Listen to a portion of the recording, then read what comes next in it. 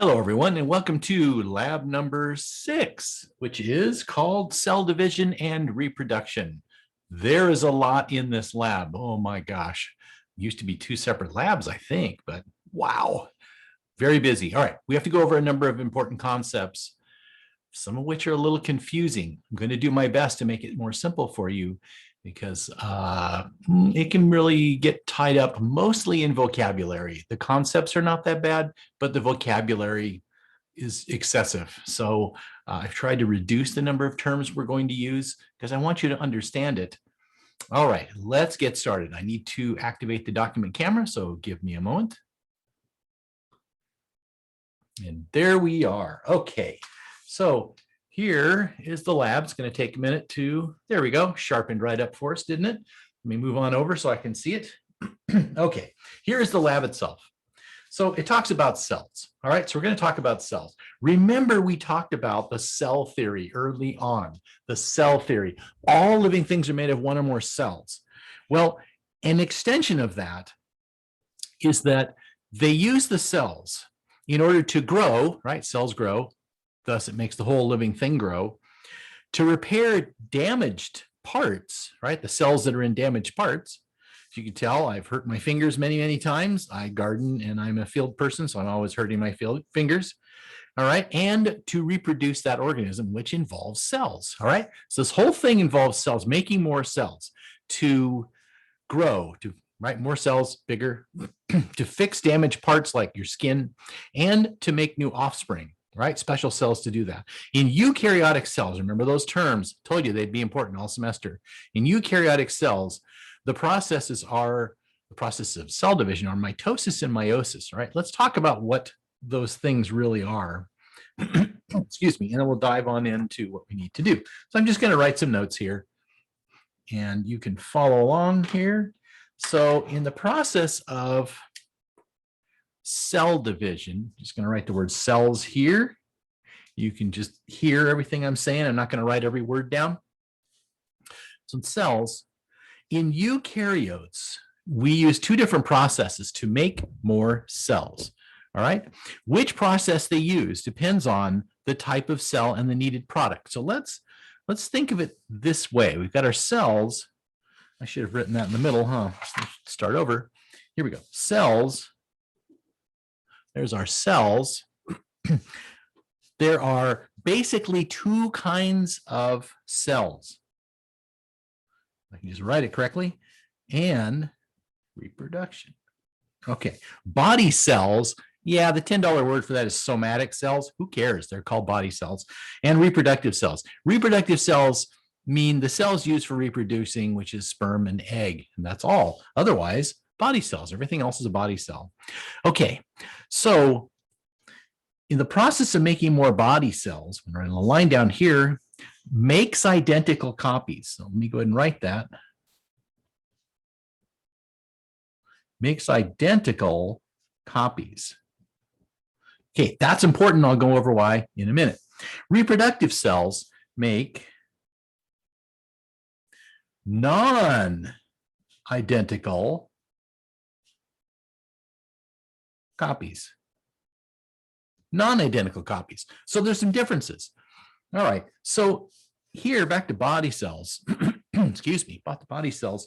All right. We make identical copies for growth and repair.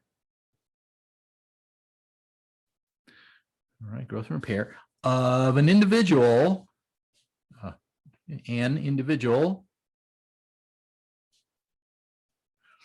All right, individual, but it's a sloppy A, sorry. This is why I type everything. And, and the process is called mitosis. Pardon me. Okay, so in this process, you want to make sure that these cells are the same. So the cells in your brain are going to lead to more brain cells that are the same. Right? The cells in your arm are going to lead to more arm cells or muscle cells or heart cells or tongue cells or eyeball cells. You want the resulting cells to be the same. It's super important this is the same. Every cell has the possibility or has the information necessary to replace every cell in your body. But why don't the cells in your arm suddenly grow, I don't know, an ear? The information's there in every cell. The answer is that in every cell, the control mechanism, the genes, the little parts on a chromosome that control what part the cell's going to make, well, there's an off and on switch in those. So in the arm cells, for example, in this skin right here, the ability to make an ear is turned off. It's turned off. The ability to make your toe is turned off. But the ability to make skin right here is turned on. So think of it in terms of those things. You want that to work. All right, I'm going to give you a very graphic but real example of this whole makes identical copies and why this is important. So growing up, I had a good buddy named Bill. In fact, I'm going to go back to the camera here. Let's go back to the camera since I'm talking directly to you. These, there I is. Okay, so my buddy named Bill, I knew him since, wow, 10 years old. So we're in high school. His dad develops lung cancer. Very bad case of it. They took him in to do surgery. They opened him up, saw how bad it was, closed him back up and sent him home to die. Very horrible. He was a very heavy smoker and drinker. Smoking increases your risk of cancer. Drinking increases your risk of cancer. You don't hear that mentioned very much, but there is data to show it. And if you do both of those things, you multiply your risk for cancer and other things. You multiply it. He did both those things to excess. So he had a really high chance of getting it, and he got it. So anyway, they sent him home. So Bill would come into school every day. He was very depressed because his dad's at home dying. It was awful. One day he was especially bad off. And so I asked him, what's going on, Bill? He said, well, last night my dad had a really bad coughing fit, more intense than normal. It's really, really bad. And so he's coughing, and finally he coughed up part of his tumor. His tumor was about the size of a ping pong ball. Can you believe coughing that up? And it had eyelashes. True, had eyelashes. Why was it able to make eyelashes? Because every cell in the body has the information to make all the rest of your parts. You have the off and on switches. Part of what cancer does is it messes up the off and on switches so that you have rampant growth. That's a tumor, and the tumor can mimic or grow any other part of the body pretty much. And that's what happened in his case. His tumor in the lung, instead of just developing tumorous lung cells, went crazy and started making a part that it didn't have any business making, but it had the information to do it. Right? So it's important that every cell be a copy of the cell that we started with so that it continues to make what it's supposed to, and that the copy is good and not rampant. It doesn't lose the ability to turn that feature on and off. It's an oversimplification. If you take an advanced course in immunology, they'll explain the details, but that's way beyond what we're doing and way beyond what I know, actually. Okay, that's the whole thing about cell making exact copies of itself. We're going to go back over to the document camera. Okay, so here we go. It'll refocus. Give a sec. There we go. All right, there is that. So reproductive cells make non-identical copies, all right, for the purpose of reproduction. We're not done yet. Production, all right, of a species. All right, of a species. That process is called meiosis. And the way I remember it, yeah, I've got another dumb way to remember something. I owe my sister, right, some money or lunch or whatever it is, all right? And so I owe her, and she's only around because my parents reproduced, all right? I know there's a cis over here too, but this one works better. I just remember I owe cis lunch, or whatever you want to say it. Me, you could say me, comma, I owe cis. That works too. And she's only around, right, because my parents reproduced. There you go. All right. And mitosis is the other one. So this is a good graphic organizer to show you how to think about this whole thing. All right. Now, I'm just going to flip this around. There we go. Just use the other half. Here we go. All right. The life stages The life stages of an organism refer to its young, its early adult or subadult, often called, and adult stages, okay? We call this thing a series of life stages. We call it a life cycle, okay? Life cycle. I'm sure you know all about it. You may not have known it had a name.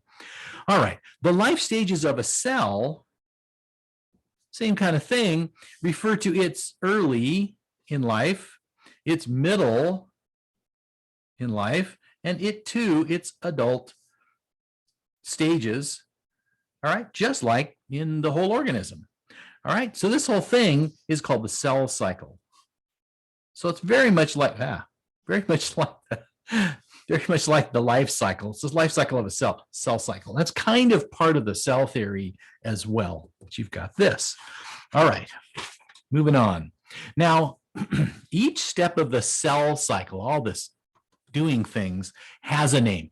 Every little step, every time a chromosome wiggles or scratches its back, it's got a name, which drives me bananas. Too many names. Okay, we named every little stage, every tiny movement. We named all those just for our convenience.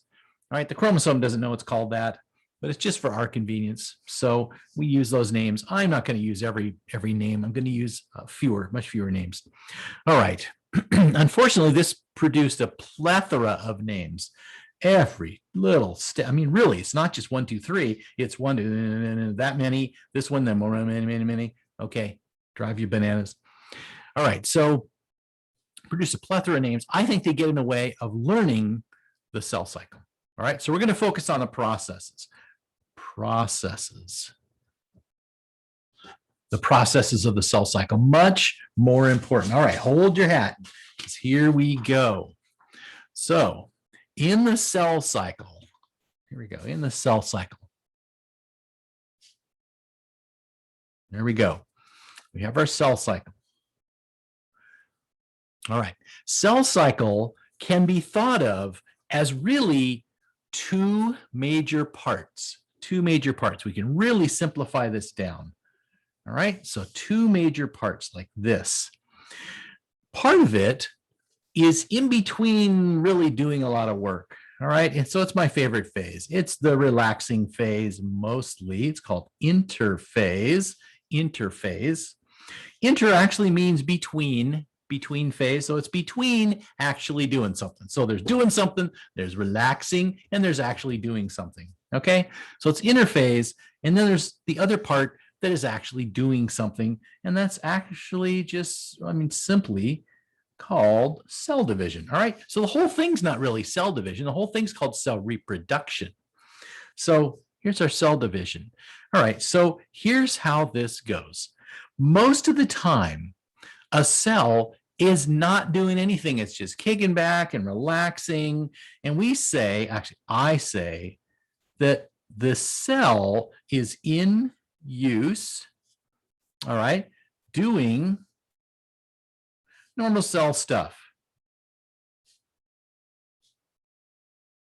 Here we go, doing normal cell stuff. All right. So what's it doing? It's doing growth. Cells are getting bigger. It makes a copy of its chromosomes. Okay, more on chromosomes later, but chromosomes are abbreviated CHR, and they're made of DNA, deoxyribonucleic acid. Don't sweat it. You don't have to know the full thing. It's made of this chemical. DNA is a chemical, and it makes up chromosomes. Okay, you could use these terms interchangeably, actually.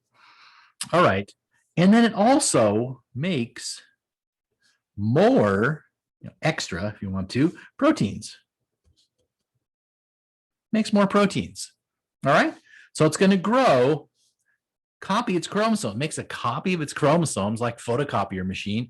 Perfect copies, by the way. Well, it's pretty close. It's got to be pretty close. And then makes more proteins. So in part of growth, it is making proteins for growth, but also this makes more other proteins, more specialized proteins.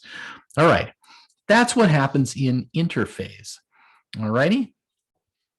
And we'll come back to this in a minute. Cell division itself is super simple. It's this. The cell divides, right?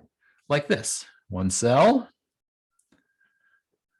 breaks in half or whatever way it's going to do it and becomes two cells. One cell becomes two. Isn't that simple? Don't you like that one? Super easy. This is the one that's got a lot more going on.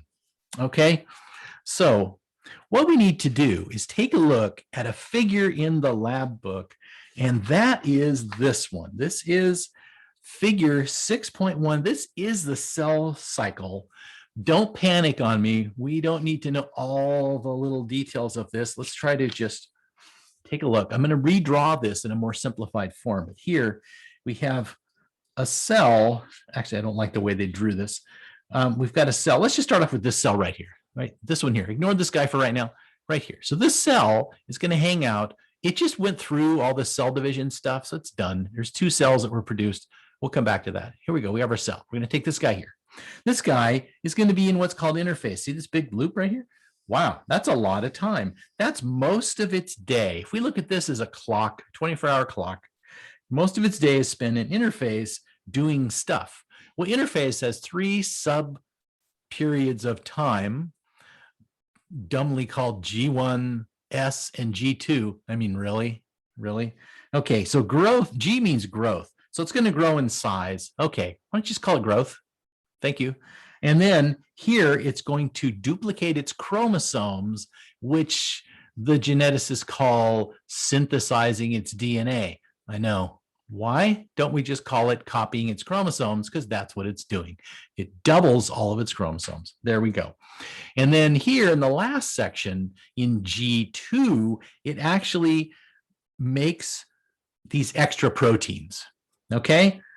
Growing the cell bigger, duplicate the chromosomes or duplicate DNA, however you want to look at it. And then here makes these, I'm trying to read my notes, makes more special proteins and its organelles, like the mitochondria. It makes more out of mitochondria. It actually divides the mitochondria to make more in other parts of the cell, okay? Just not the nucleus. So you have twice as many organelles in the cell as it started with. So that's what's going on in interphase. So here, the cell is doing cell stuff. This is all normal cell stuff that a cell does. So once we reach this point right here, the cell has grown to its maximum size. It's doubled its chromosomes. It's doubled its organelles. And now all that's left is to cut that cell in half to make two identical cells. See, doubled the chromosomes, doubled the organelles and the proteins hanging around. Well, it's got double everything, so why not cut in half the chromosomes that it made? So it's only one set instead of an extra set. And then here, well, we can cut in half the number of organelles and put them into two cells, and that's what happens. So interphase finishes, and then the chromosomes move around. That's all these substages right here. Chromosomes move around, and eventually half of the material goes into one end of one cell, half material goes into one end, the other end of another cell. Then it divides down the middle and produces two new cells. And there's the two new cells. Cells are always undergoing the cell cycle. This is not like, hey, let's do this after lunch. Nope, it's all the time. Cells do this all the time. Cells breathe all the time, and they do this stuff all the time. So this has already produced two cells. This cell is going to just go right in interphase and do all this stuff, and then later on do this. This cell is going to do the same thing. That's part of what I think they messed up on in the drawing. It looks like this guy is a slacker. He's not. He enters the process too. We could just draw another loop over here, and that would be fine. Okay, in fact, I think I'm going to do that. I have a slightly different way of drawing this. I'm just going to draw it over here. Save a little paper. Okay, so here we go. So we're going to take that. Going to go, excuse me, we're going to go with our cell. I'm going to draw it way over here because we're going to go right to left in this case to kind of match that cell cycle drawing. So we're going to go and start off with the prior division. We're going to go like this. Here's a cell that went and it divided into two cells. All right, there it is. So we're matching the cell cycle drawing. Let me just bring that back just for fun. There we go. We're kind of matching the drawing so that what you see is going to kind of match what I'm doing. I'm just drawing them in blocks instead. Here we go. So now these two new cells are both going to enter interphase. This one is going to go here. So it's going to go through interphase and here. And then it's going to, boy, I really should have drawn that over here, huh? It's going to look like the starting cell. So it's going to do growth right here. Let's turn that over. And I really think you should recopy this thing just so you get it. And then here it duplicates the chromosomes or DNA, whichever way you want to think about it, it's the same thing. All right. And then here it's going to make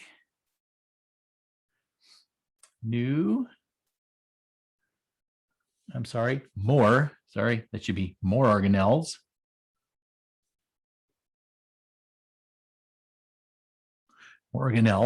And proteins. Okay, that really should be a PRO for proteins. There we go. So they're the three parts of interphase right there. So after it's grown in size, duplicated its chromosomes, and made more organelles and proteins, then it's ready to do this. And then it's going to split in half pretty soon. But the complicated part is what happens right in through here. There's where the complication is, right in through here, this whole thing, right in through here. This is all basic. What happens here is a little different. Now, realize that this cell also is going to enter interphase. You really should do it as a loop, huh? I like that better. Hey, that's a good way to do this. There we go, a little loop. So it's going to enter interphase. It's going to grow, duplicate its chromosomes.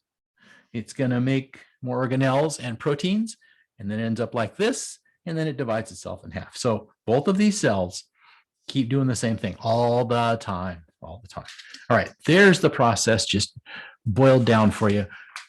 But again, this is a pretty good drawing here. Once you know that's what's going on, both of these cells are going to do the same thing. These are clearly animal cells because they're shaped like fried eggs. Most animal cells are kind of blobby like that. Plant cells are nice regular rectangles or squares, rarely circles, never blobs like this. Okay, but otherwise it's pretty much the same kind of thing. All right, now what I need to do is jump over to a little discussion about chromosomes themselves so you get this, because the lab book kind of jumps through and assumes you know, I think, a little more than you probably do, but maybe you've already had it in the lecture class. Well, maybe this is a better explanation for you. We need to go through the whole idea of chromosomes. I don't want to assume too much, and I also don't want to tell you that you know every little word for all this stuff. There are some terms we do need to know, and we're going to use them again. All right, so here, there's one chromosome. I'm going to write that down, one chromosome, one CHR chromosome. It's made of DNA. I do want you just to remember that much. Made of deoxyribonucleic acid, made of this stuff, plus it's also made from little pieces of protein. So literally it's DNA plus little pieces of protein. But let's just leave it. Here's our chromosome. All right, so our chromosome is just hanging around loose. And I'm going to use as an example a little old loose rubber band. That rubber band is very much like a chromosome. I don't want to cut my rubber band here. I want to leave it a rubber band. Just imagine it's cut on both ends, but it's loose. All right, here's our rubber band. And now what happens next when it copies itself? Remember that stage in the, where to go? Let's pull that cell cycle back up. Right here where it copies the DNA, that's what we're going to do right now. I mean, what does that look like when it does it? It's actually pretty cool. This little single wiggly shoelace looking strand of DNA makes a copy of itself, and it's going to look like this. Right here, squiggly. It makes a duplicate of itself, and here's the duplicate right here. And there it is. And the duplicate is held onto this other half by this funny little belt. I'm just going to call it a belt. Yeah, it's got a $10 word. Who cares?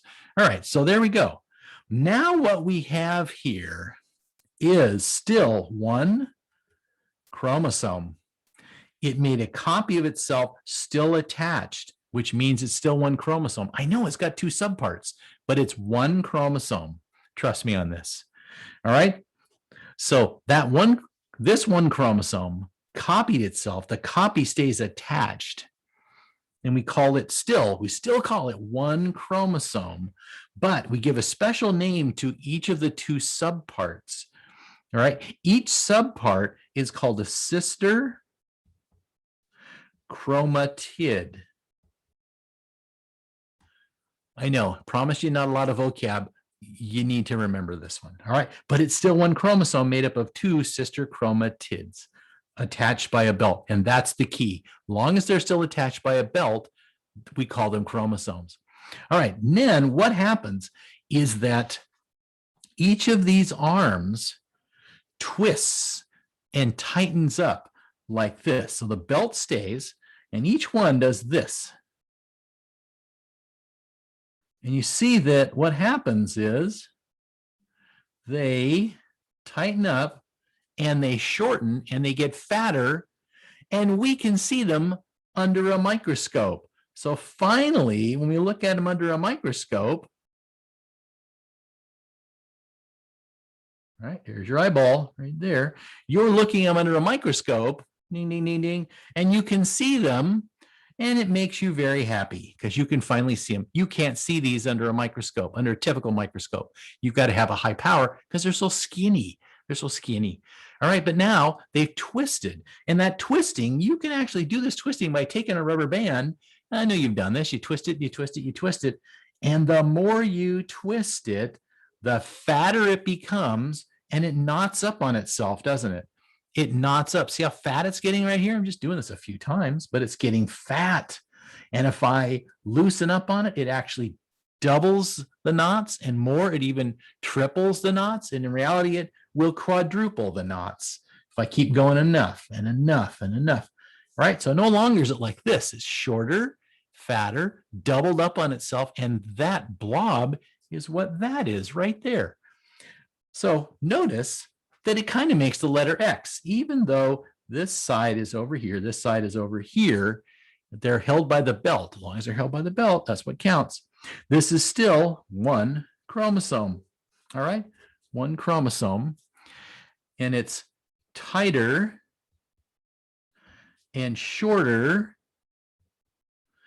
and visible under an average microscope. All right, and it kind of looks like the letter X. All right, kind of looks like the letter X. No, this is not the X-Men. You'd think, aha, I found another X. Okay, now during the process of cell division, notice that now there's two identical copies, even though they're held together. What if when the one cell splits into two, one half goes into one cell and the other half goes into the other cell, like this? So here's our cell. All right, and then we're just looking at one chromosome because I don't want to draw 46 chromosomes. All right, there's your chromosomes right there. And then what if we do this? That cell, which is pretty big, does this. If this one here takes off and goes that way, this one goes that way, then you end up with this. See it? There's that one, right? That one went that way, and this one went this way. And now you have two separate chromosomes. Aha, here's the clue. Once the belt comes off, these are separate chromosomes. Two chromosomes here. We don't call them sister chromatids anymore. We just call them full-on chromosomes, right? There we go. The belt is dissolved. So what's next in the cell? Simple. The cell, wink, divides into two, and now you've got chromosomes, same chromosomes in those resulting cells. There you go. All right, that's the deal with chromosomes. All right, now it's going to get a little complicated. So boy, I just can't write today. There we go. Every sexually reproducing species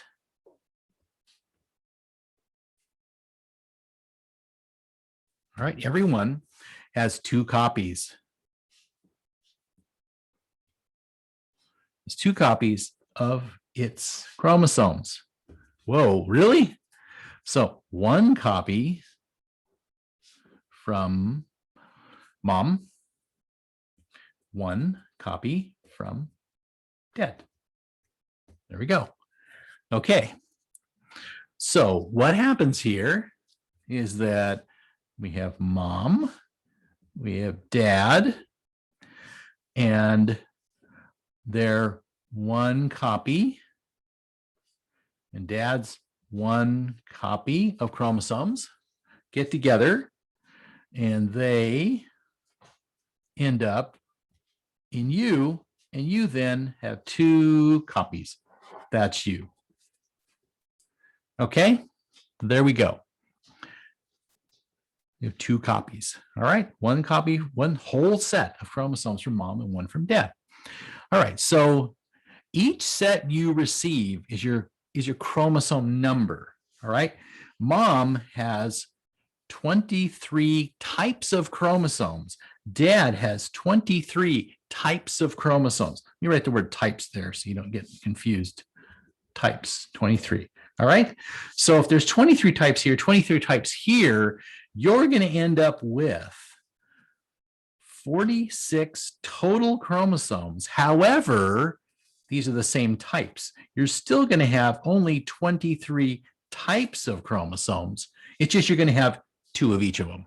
23 times 2, 46. There you go. There's humans. All right. We call this number, the copy that you receive, the single copy. Let me go back just a little bit. Mom in her body cells and dad in his body cells also has two copies, right? So mom has two copies of chromosomes in her body cells, which means a total of 46 chromosomes, all right? Dad also has two copies in his body cells, which is 46 chromosomes, all right? There we go. So you got one copy, which is 23 chromosomes from mom, 23 from dad, 23, total of 46. There we go. This is you, 46 total. So reproductive cells only have half the number of chromosome types as a body cell. So we say that they are haploid, all right, haploid. Once this process makes you in your first initial cell, you have 23 plus 23 equals double, which we call diploid. So you are a diploid organism. You have two sets of chromosomes. Reproductive cells are haploid. They only have half of the total number. They have half of the diploid number, all right? So it's important that you know these terms haploid and diploid, all right? Super important. Let me turn this over. I got a little note to myself. All right. So once we have that going on, we have, for example, chromosome pair. Remember, there's two of everyone. Number 1 from mom,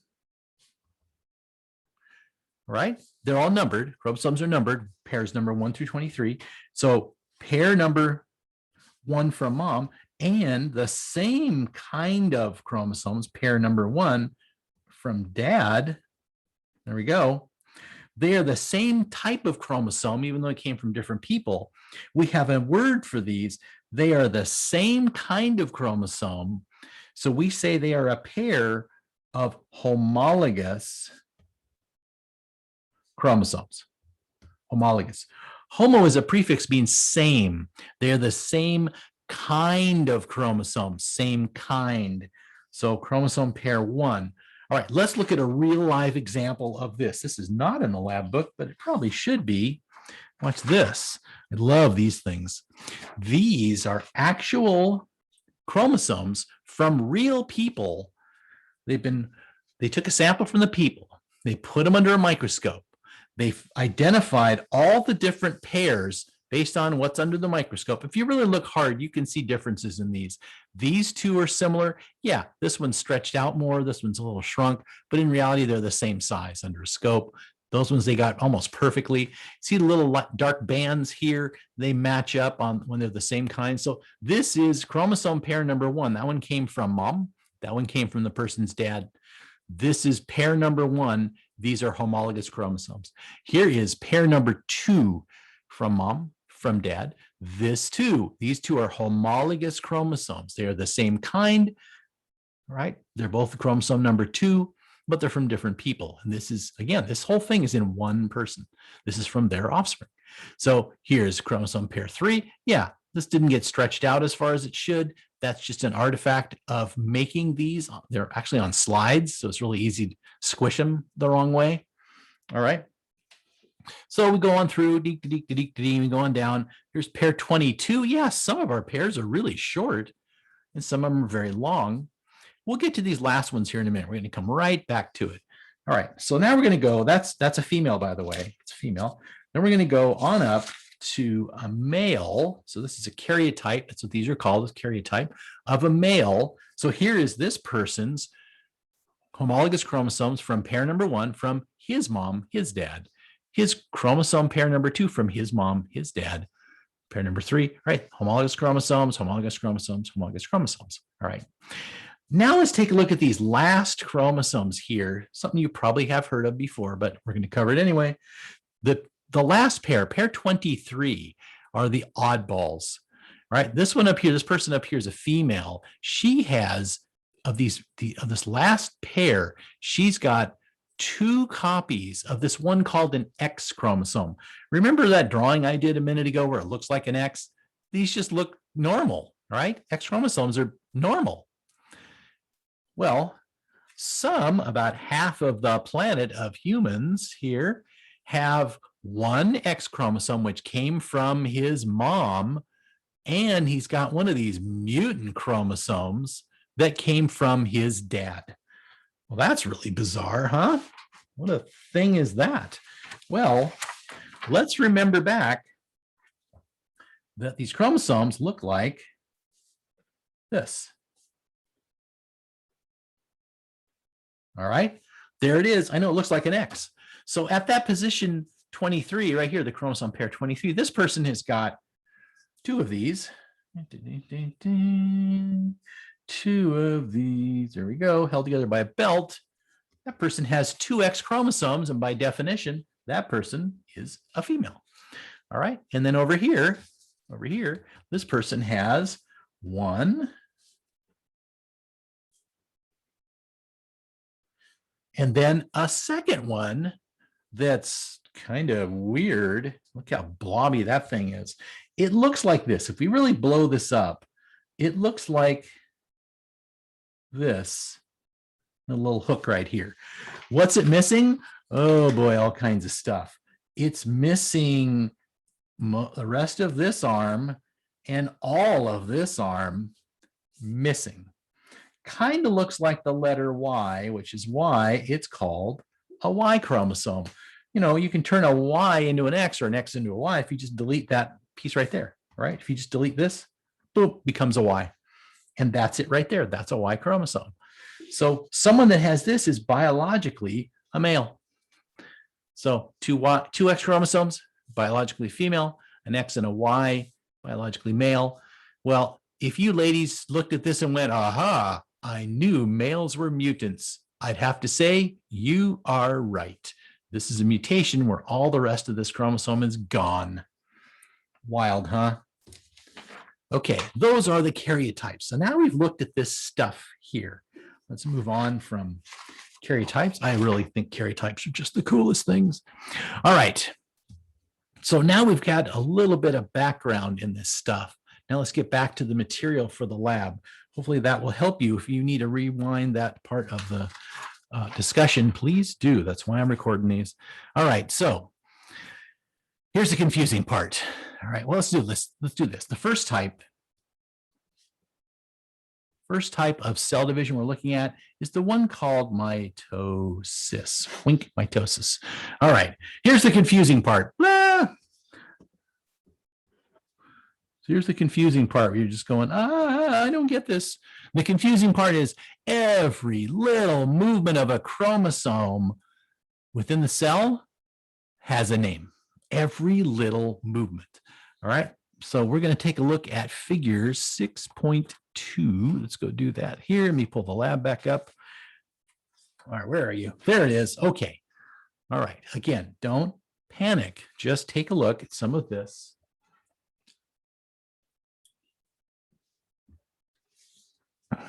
Don't really look at the words so much. Just look what's going on. Notice how this looks like a bowl of spaghetti. All right, plate of spaghetti, whatever. There we go. We have chromosomes that are loose and in use. They're doing their stuff. That's interphase.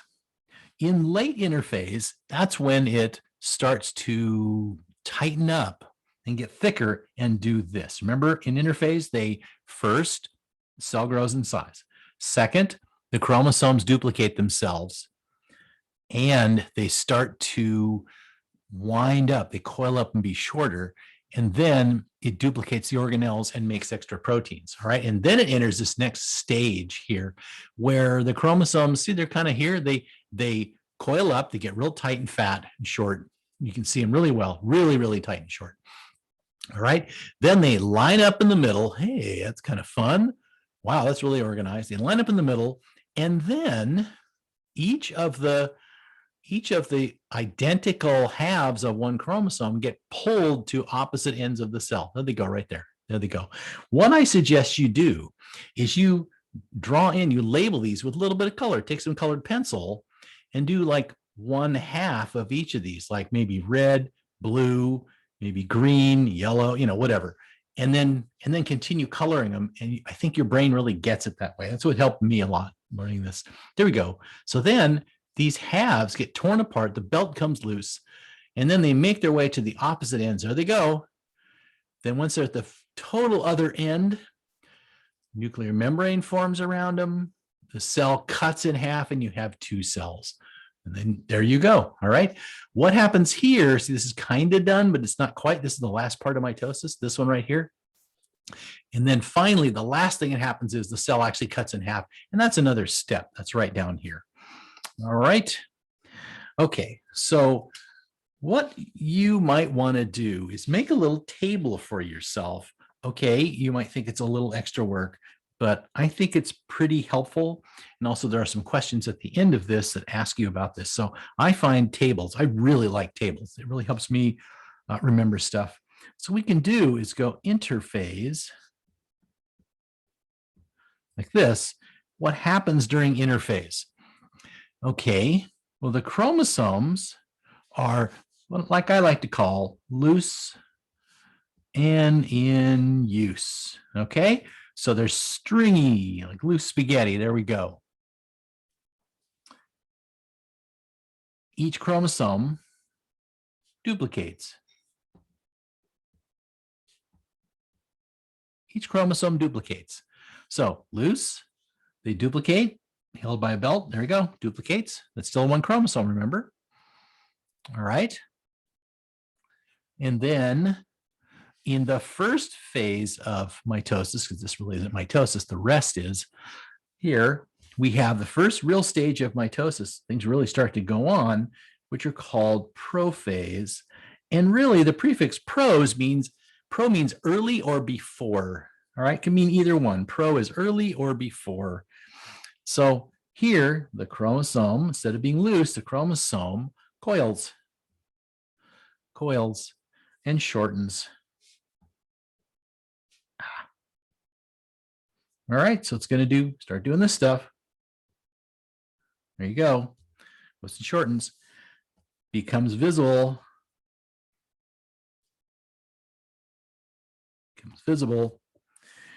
Now, here's something I didn't mention. The nuclear membrane, remember that? Nuclear membrane breaks down.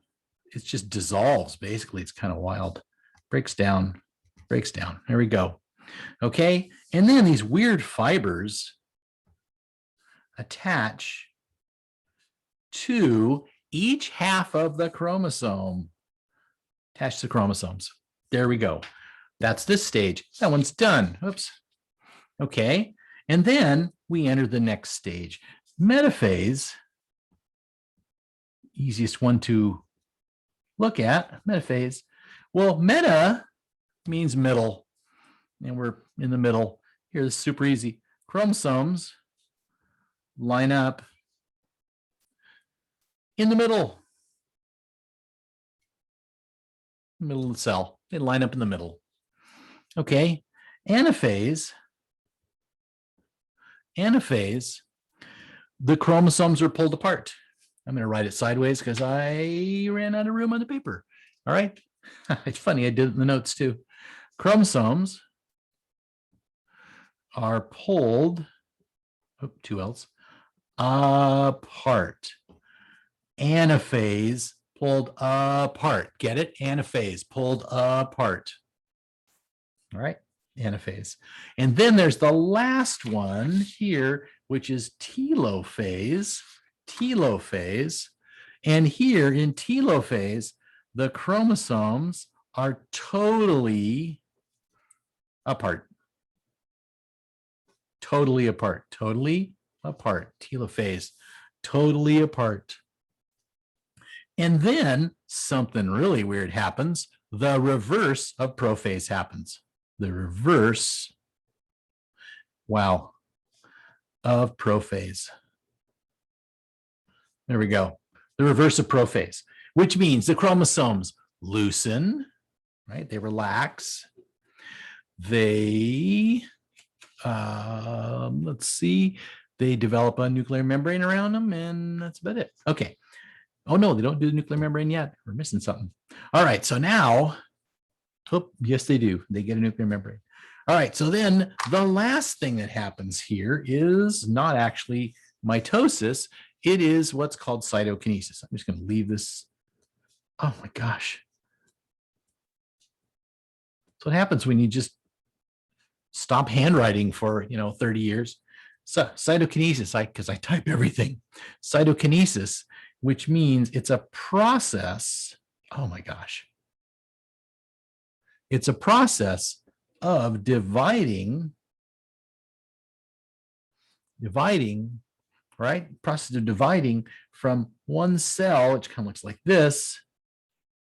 Chromosomes are here. Process of dividing that cell in half. There we go.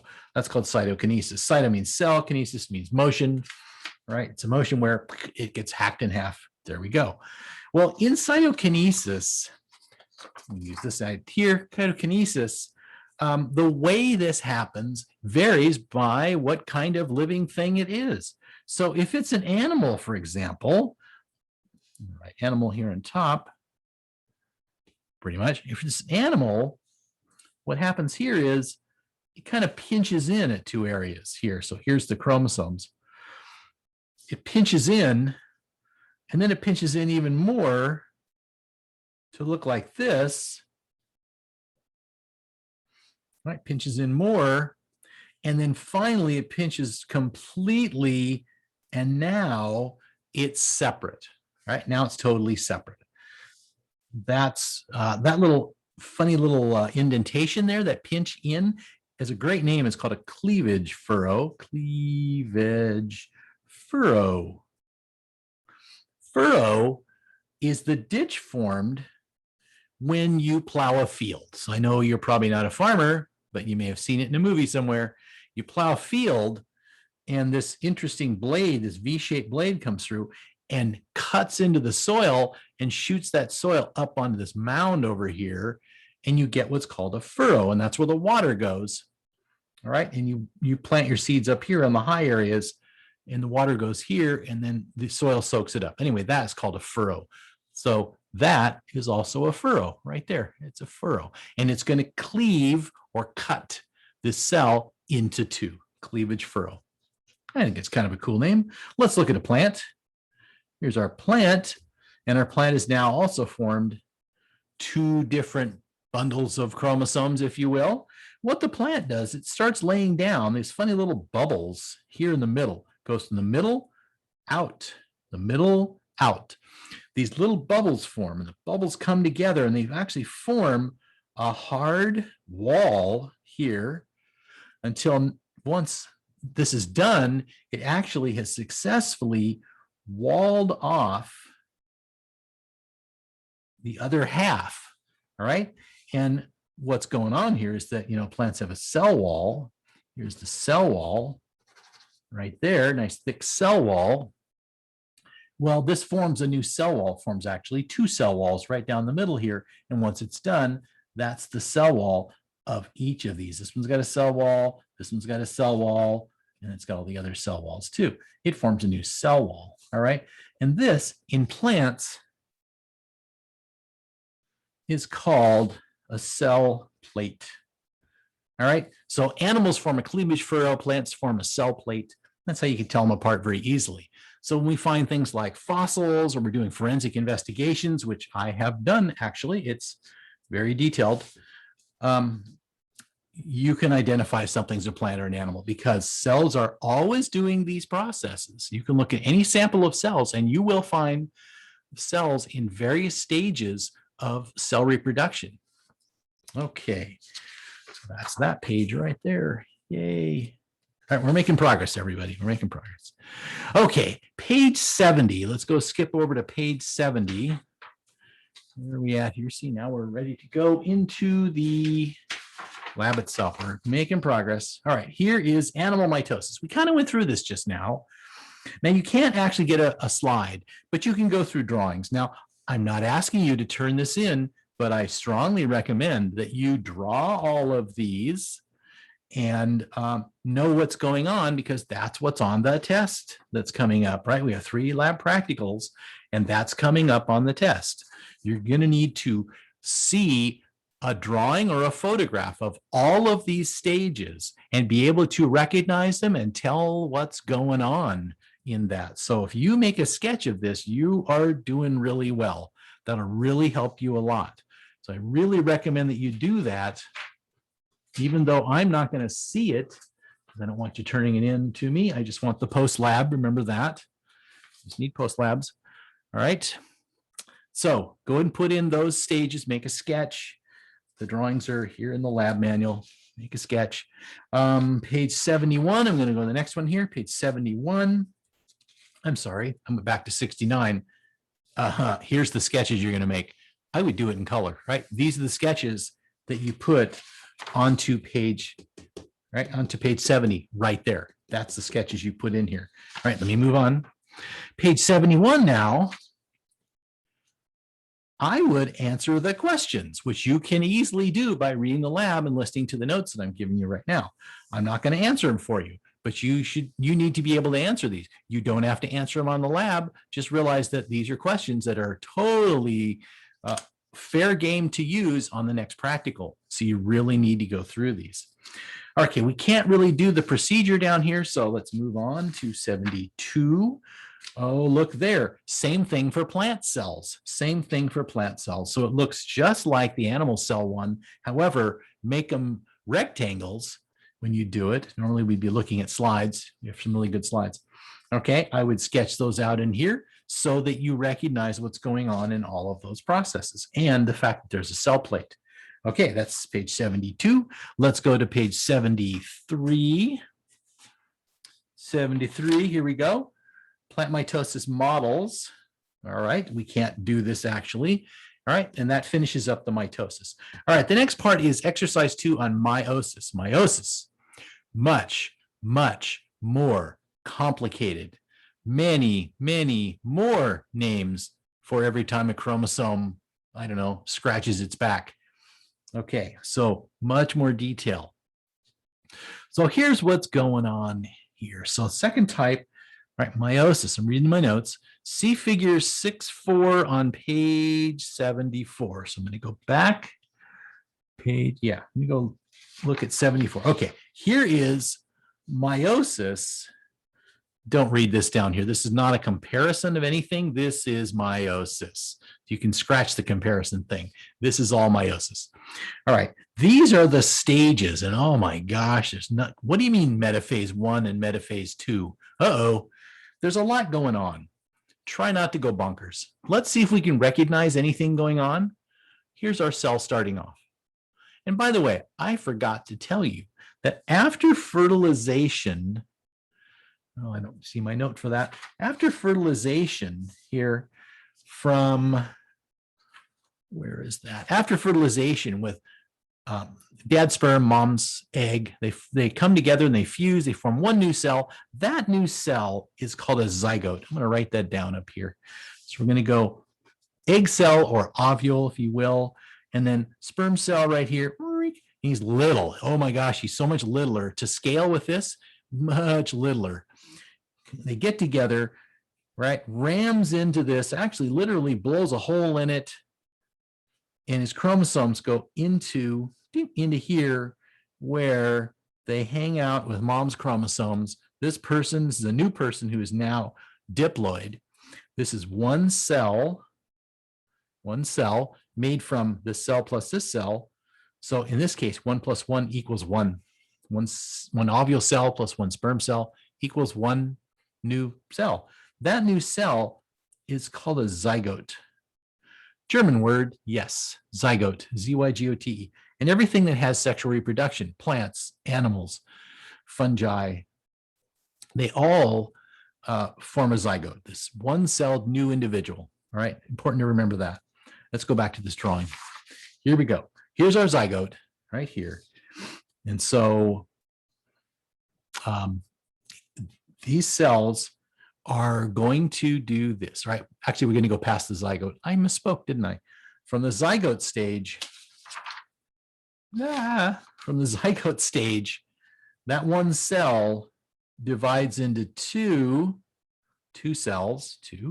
Each of those divides to form 4 cells. Each of those divides to form 8, 16, 32, and then millions, and eventually ends up into an adult, right? Eventually ends up, wow, that's really bad, sorry, as an adult human, for example. Okay, and then that adult human makes body cells, and makes reproductive cells. Okay, it's the reproductive cells that we're going to look at with meiosis. That is meiosis. Meiosis makes reproductive cells. Much more complicated. All right, let's move on from there. That's what's going on here. So this process is how reproductive cells are made. Going back to our discussion about that, reproductive cells only have 1/2 the number of chromosomes as the adult. Remember, the adult is 2N, 2 sets of chromosomes. All of these are 2N. The zygote is 2N, and then all these intermediate stages, 2N, all the way down. These other body cells are 2N, they're diploid. Reproductive cells, though, are 1N. They are haploid. All right, they're haploid. However, the starting cell is diploid. So meiosis starts with a diploid cell that's going to do this, and it's going to produce haploid cells, plural. So it starts off with one diploid cell and ends up with haploid cells. How many it makes from that starting cell depends on if the person we're looking at is male or female. Yep, the number of cells we produce is different. Okay, we'll look at that process too. So there's the overall I want you to be thinking about. We're on this repro stuff. The same kind of stages happen, but the result's going to be totally different here. We start off with our starting cell. You know what? I think what I need to do is cover one more thing here where, there it is. Okay. All right. So we started with this. We did this. I think we're gonna 75 here. Right, there we go. There's 75. Hold with here. Yeah, okay, that's what we're gonna do. All right, we've got this process going on. We're gonna make some haploid cells. There is a really nice illustration of this. Where did it go? That's very interesting. Maybe there isn't one in this lab manual. Sorry, this is a new lab manual. And I think they cheated us on a drawing that I really rely on. Nope, it's over there. Okay. All right. What they want us to go over is something really bizarre. When we've got our chromosome here, and it duplicates itself, and it's kind of hanging around. All right, I'm gonna use some colors now. So we've got our chromosome. It's duplicated itself here. All right, there it is right there. There's our chromosome. It's made copies. So it's one chromosome with two sister chromatids. All right, and that in you, let's say that that is from chromosome pair number 1 that came from your mom, which I'm going to color red. Well, you also have, same deal, chromosome pair number 1 came from mom, chromosome pair number 1 that came from dad. All right, these are homologous chromosomes. They're homologous. All right, when they're in the cell, in this process, only happens in meiosis. When they're in the cell, these will kind of hang out together and there's not a lot of room. So they'll actually get crowded together and they'll look like this.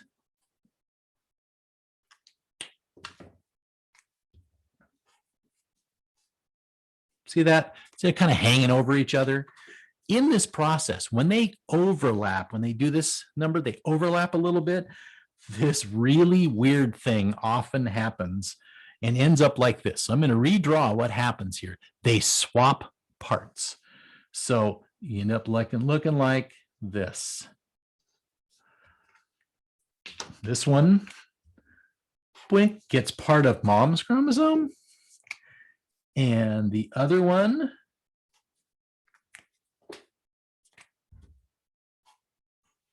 gets part of dad's chromosome. See how they swap that little leg right down there? That's called crossing over. That's crossing over. And oh my gosh, I'm putting this in big bold, crossing over, super big deal. Now they're carrying different traits. Now mom's chromosome is carrying some of dad's traits. Dad's chromosome is carrying some of mom's traits. This can really give interesting combinations. This is what's going to end up giving variety to any offspring. So this is you, right? This is you. And that if you make reproductive cells, what's going to occur is you're going to get this interesting, I don't know, mosaic of features in your reproductive cells. Well, this is what happened to you as well. This is what happens in mom and happens to dad. They get different combinations of their own parents in their reproductive cells. And that is why offspring never are complete copies of their parents. You might look more like one parent than another. That's just because you got more of the traits from dad, like this chromosome here, or more of the traits from mom. Crossing over is one of the things that guarantees more variety in offspring. And it's a really important thing to understand. Okay, so let's move back to the lab manual here. Wow, there's a lot going on. All right, so more on that later. Here is, let's see here, 74. I think I got ahead of myself. Nope, 74 is that nice drawing. Here's page 75. Page 75, you don't have to answer these for me, but you should answer them for you because they're fair game on the exam. All right, the answers are right in the lab manual. I'm not going to give them to you. You need to read and know that. All right, then it's got this nice drawing. This is a thing called a simulation here. We are not going to do these. All right, don't do these. Just skip the simulations at 75. This is page 76. We are skipping all of these simulations here, all these simulations. So let me move that page over.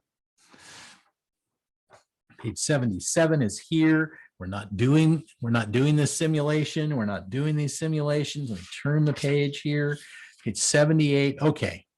Now we've got some questions. Again, these are fair game on a test. These are right out of the lab manual. There's no thinking involved. They're all spelled out. I would finish those and put the answers in there. But again, I don't want the lab here turned in. I just want the post lab. All right, now we're going to go to number 3, gametogenesis. Now things get interesting, okay? Now things are going to get interesting. This, I think, way more interesting than all the other stuff in this lab. Okay, so what's going on here, look at my notes here, is the process of making reproductive cells called gametogenesis. Wow. A reproductive cell, a sperm, or an egg, or also called ovule, is a gamete. That's what kind of cell it is, gamete. Genesis means to make something, making reproductive cells. So it's a process. Well, it's actually meiosis that makes the reproductive cells. All right, that's the process we use, is meiosis, to make the reproductive cells. Okay, so in animals, now plants and animals do things differently. First, we're going to look at animals because they're really simple, really simple. There's no thinking involved here whatsoever. All right, plants actually way more complicated in this regard. So animal, in the process of making sperm cells. Okay, so in this process, oh, you know what? I need to interrupt and do this. I ran out of blank paper. Here we go. We got to step back a little bit and talk about a little something here that'll make this much easier to understand. Sometimes I don't know where the words come from. Words are hard. Okay, so here we go. All right. So some cells, write that down. Some cells divide, well, they all divide, but some cells divide to produce two cells of the same kind. Okay, that's what we've looked at so far. All right. But other cells, oh my gosh. Other cells divide to produce cells of two different kinds. All right, two different kinds. So some other cells divide to produce two different kinds of cells. That should be a mind blower. Wait a minute. But how do I make the same kind of cells like we talked about earlier if we're going to have this weird division? Well, we're making reproductive cells and they follow their own rules. All right, so here we go. So some cells do this. They divide and they produce two cells. There we go. Here's the nucleus. Two cells that are exactly the same kind. Okay, that's what we talked about so far. That's mitosis. Some cells do this. Here's our starting cell, same deal, and it divides to produce one cell of one kind, and that cell is kind of different. It's not the same kind as the starting cell. It's what we like to call an intermediate cell. An intermediate cell. And what happens to that cell is it grows and matures into a specialized cell. A specialized cell, okay? So some cells divide in half, and there's one half, to produce an intermediate cell which will grow and mature into a specialized cell that will do something different, very different than the starting cell. The other half of that same division stays the same kind of cell as the starting cell. All right, same kind. So they're the same kind. So this one is going to grow and mature, but it's still going to be the same kind. Then it's going to be, right, just bigger. And then it's going to divide into an intermediate cell. I'll just say IC, an intermediate cell, which grows and matures into a specialized cell, SC, specialized cell, where the other half of that cell is going to be the same kind, SK, same kind. And it's just going to keep going and going. All right. A cell, this one, that can divide and form two kinds of cells, one of which eventually becomes specialized, has a special name. This is the same kind. That's the cell itself. This is the same kind. All right. And then these are the specialized ones here. Ooh, I'll do them in red. How about that? All right, there's our intermediate cell, matures into that. Intermediate cell matures into that. There we go. Okay, so a cell that can divide to make intermediate cells and cells of its same kind has a name. Well, you see how that kind of looks like a tree, branches of a tree. So they came up with a very interesting name based on trees.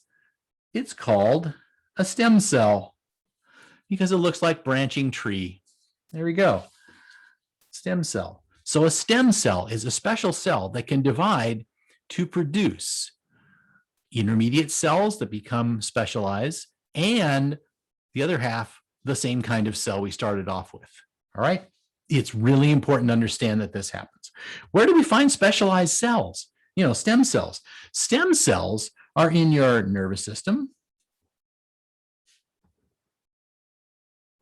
but not long after birth, you stop making them. You don't make any more stem cells in your nervous system. You've already formed it.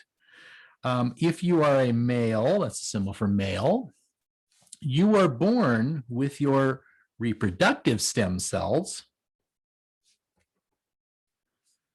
and you keep them for life. They're active, geez, for life. That's really good. I can't even spell today. I need another sip of my drink.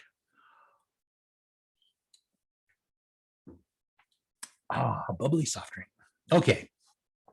Females, you know, like this, also have reproductive stem cells,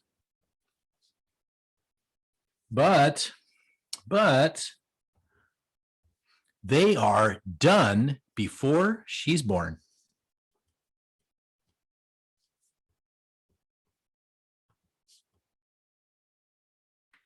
B-I-R. Oh my gosh. B-I-R. One more time. Done. So that means guys have our stem cells, producing sperm cells our whole life. Females, your stem cells produce your ovules while you're still in mom, but before you are born, they have shut off. So that means you are born with all the ovules you will ever have. They're already made before you're born. You have a finite number of them. And once you're done maturing them and dropping them, you are done. You're done, and your body undergoes changes. Guys, we never stop making sperm cells, ever. All right, except in case of injury. They're going on forever. So we keep those stem cells. You ladies are born without those stem cells. You are done. And in fact, in those ovules, before you were born, in your ovules, you are already forming the stem cells for the next generation. Wow, isn't that wild? Okay, so we had to go over that stem cell thing before we can move on because it's kind of weird. All right, well, saying that, let's take a look at the drawing and follow this through. Here are the processes. All right, so what this is it is meiosis. They're not giving you a ton of detail on these. So let's do males first because, frankly, they're simpler. I know you girls know that. All right, so here's our stem cell. It's a 2N stem cell for a male. And what it does is, remember, stem cells divide. One of them becomes an intermediate cell. The other becomes the same kind of cell that just gets bigger and does the same process. And here it is right here, right there. There's that stem cell making one intermediate cell and a cell that's the same kind as the starting cell. It just needs to get bigger. There we go. Moving on, let's go this one here. Here's the intermediate cell. Well, this intermediate cell divides in half to form two. Each of these divide in half again to form two for a total of 1, 2, 3, 4. These cells right here mature, slim down a whole lot, lose some parts, and grow a tail, and we call them sperm. See, they've got their own name here when they're not ready. These are sperm cells. Sperm cells are made in the testicles, within the tubes that line that are in the testicles, and then they're stored in a little place on top of the testicles. And then once they're needed, they swim up through a tube and on out. All right, there they are. So from every one stem cell we start with, we end up with 4 sperm cells. All right, now here's females. Here is the production of that same kind of stem cell. It does this unequal division. All right, aha, this is not going to divide and produce a cell that makes more of the starting cell. This is really bizarre. So they get only a limited number of these, and they have an unequal division.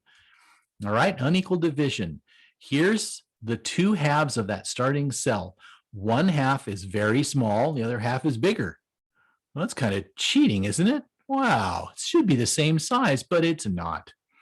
All right, and then each of those resulting cells divides again unequally over here to form one big one and one little one. This other little one divides in half to form 2 little ones, and we call these polar bodies. This we're going to call an egg or ovule. This could get fertilized and become a new person. These don't. In fact, this eats them. Yep, you ladies have Ms. Pac-Man right in there. She eats them. Whoa, that's so mean. So that's what's going on there. So in the process of making sperm cells, it's 1 cell, 4 eventual sperms, right? Super easy process.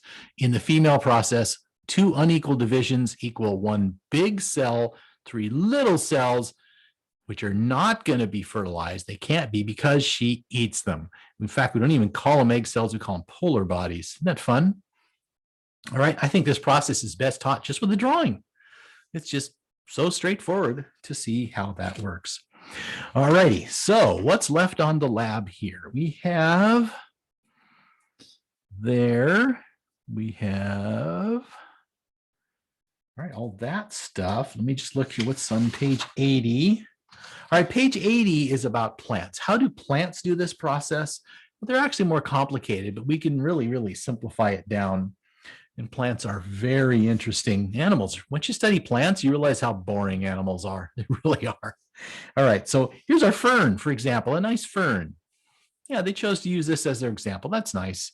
So here's our fern. It's growing along. It's got these nice roots. All right, great. Well, that fern produces these little dust-like particles called spores. Here are the spores. And they are haploid. They're 1N, or just N. There we go. Each spore grows, that should blow your mind, a spore, which looks like dust, grows into an intermediate body form that's called the gametophyte. And it looks like this little flat, looks like a simple little leaf, right? Like one little tiny piece of a 4-leaf clover or regular clover. Here it is. It even develops its own root-like structures. Well, that little body form, which literally is smaller than my thumbnail, produces gametes, male and female on the same individual.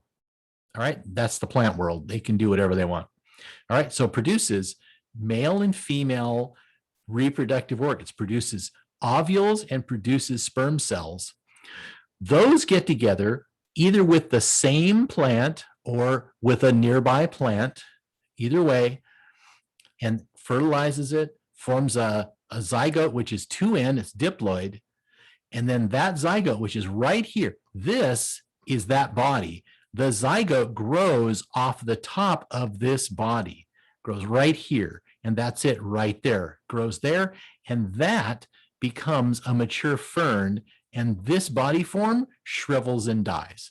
This one develops roots and takes over. All right, isn't that wild? Totally different.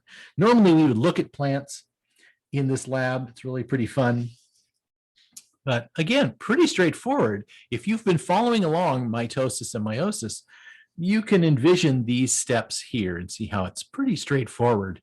Yeah, there's some names of parts here, but we don't care. All right, we're not going to actually observe one here. I'm going to turn my next page here. That's page 80. Where are you, 80? Uh-oh. Page 80. Sorry, the plant was page 80. Let's move on. We are ready to go post lab. This is the only thing I want turned in. Notice up here, name, Number one thing you do is put your name on it. I'm going to stop grading these if you guys stop putting your name on them.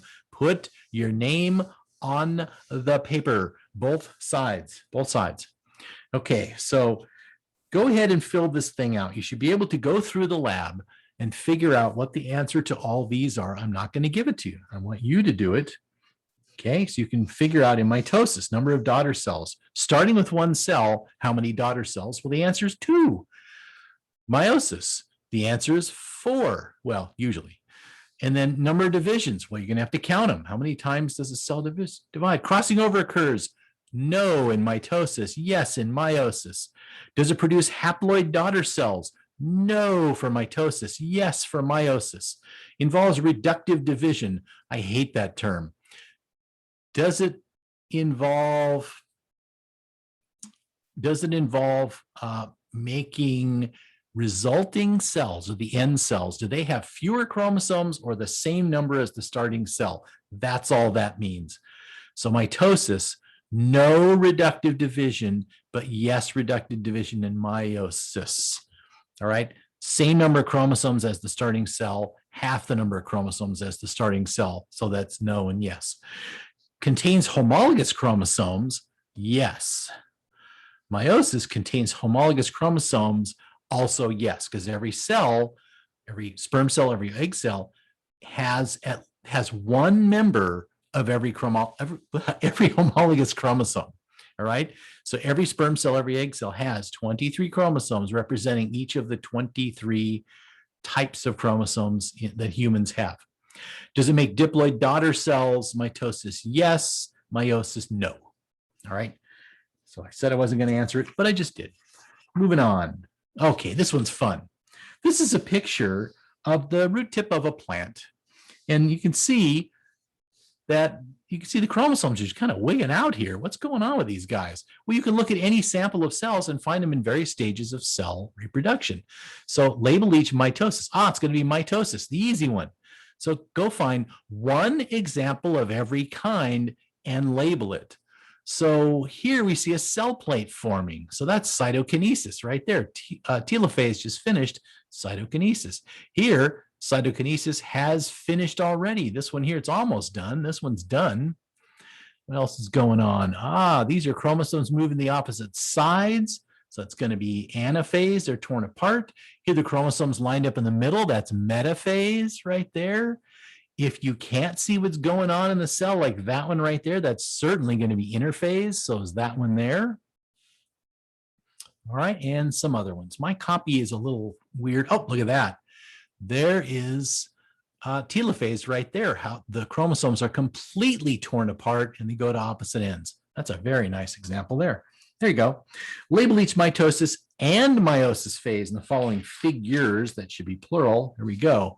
So this is clearly mitosis. So you go, what's going on here? Okay.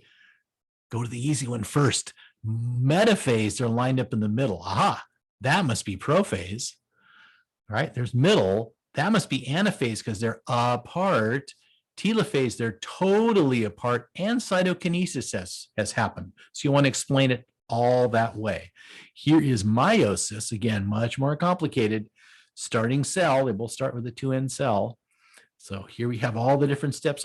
Here's a metaphase 1 right here, and then you keep going on down to get the 4 cells. I'll let you label that. All right, and that's all I want. I just want the post lab. That's all I want. That's me trusting you that you've done the rest, or at least looked at it. Please do it, but I can't make you because I can't see you. All right. So here, fill out the table. I just helped you with it. Label this, put your name on here. Every page you submit, I want your name on it. And that will do it for that lab. Let me go get my camera back again. Ta-da, I'm still here. Okay, move my mic. There we go. Okay, that is lab number 6. I know it was a lot, huh? Wow, it is a lot. Please watch this recording again. Have the lab in front of you and you will get it. This is not my first rodeo. I've been teaching this for a really long time.